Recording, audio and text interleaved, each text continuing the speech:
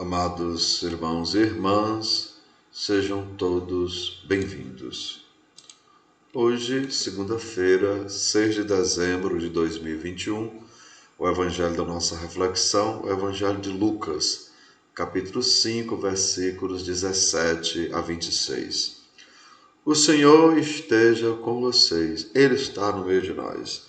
Proclamação do evangelho de Jesus Cristo, segundo São Lucas, todos glória a vós, Senhor. Um dia Jesus estava ensinando.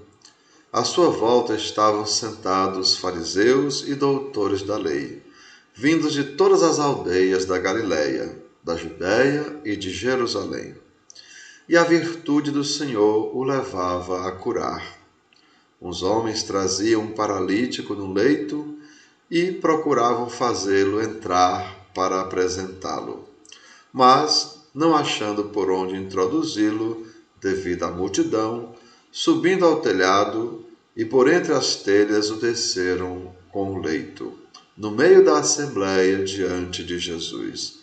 Vendo-lhes a fé, ele disse: Homem, teus pecados estão perdoados. Os escribas e fariseus começaram a murmurar, dizendo: Quem é este que assim blasfema? Conhecendo-lhes os pensamentos, Jesus respondeu, dizendo: Por que murmurais em vossos corações? O que é mais fácil dizer: Teus pecados estão perdoados, ou dizer: Levanta-te e anda? Pois, para que saibais que o Filho do Homem tem na terra poder para perdoar pecados, disse ao paralítico: Eu te digo, levanta-te, pega o teu leito e vai para casa. E imediatamente, diante deles, ele se levantou, tomou o leito e foi para casa, louvando a Deus. Todos ficaram fora de si, glorificaram a Deus e, cheios de temor, diziam: Hoje vimos coisas maravilhosas. Amados irmãos e irmãs, são palavras da nossa salvação. Todos, glória a vós, Senhor. E assim, amados, essa frase de Jesus era muito importante, Os teus pecados estão perdoados. E como os fariseus falavam, somente Deus poderia pecar, ou melhor, somente Deus poderia perdoar os pecados. Mas, lembrem, Jesus coloca isso não só, nos mostra que isso está não só na mão de Deus, mas também nas nossas mãos. E o próprio Deus nos coloca uma condição: se você não perdoar o teu irmão, os teus pecados também não serão perdoados. Então, vejam que depende também de nós o perdão que a gente vai receber. Para que eu possa receber, eu tenho que também dar. Lembrando de São Francisco, que diz: é dando que se recebe, é perdoando que se é perdoado.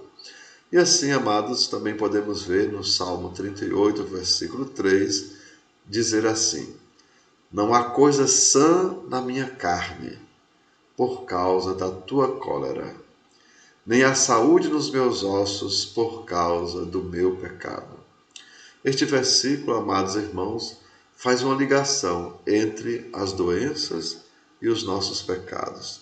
E Jesus, ao curar o doente, primeiro ele diz: os teus pecados estão perdoados. Então, percebam, primeiro ele perdoa a nossa alma, ele purifica a nossa alma, e depois ele purifica o nosso corpo. Ou seja, cura primeiro a doença da nossa alma e depois cura a doença do nosso corpo.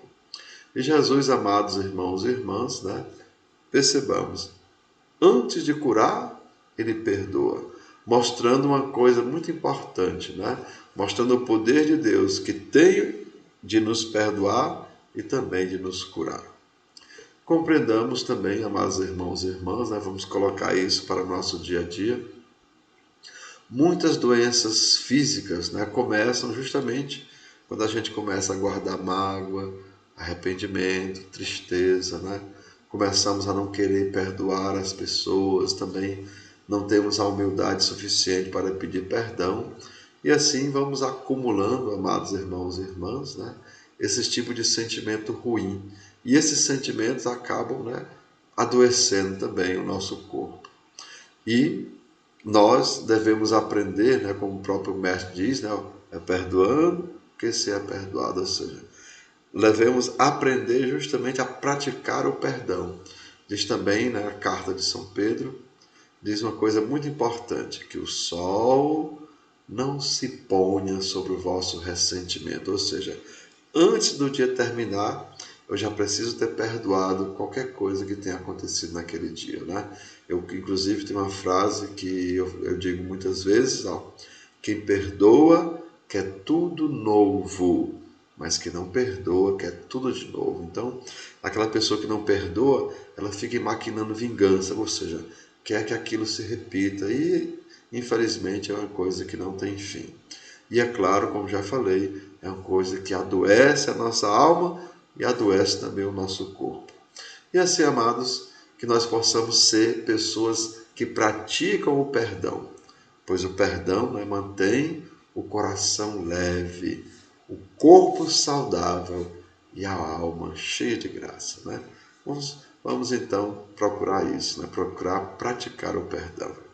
Então que desça sobre vós a bênção do Deus Todo-Poderoso, Pai, Filho e Espírito Santo. Amém. Tenham todos um bom dia e uma boa semana.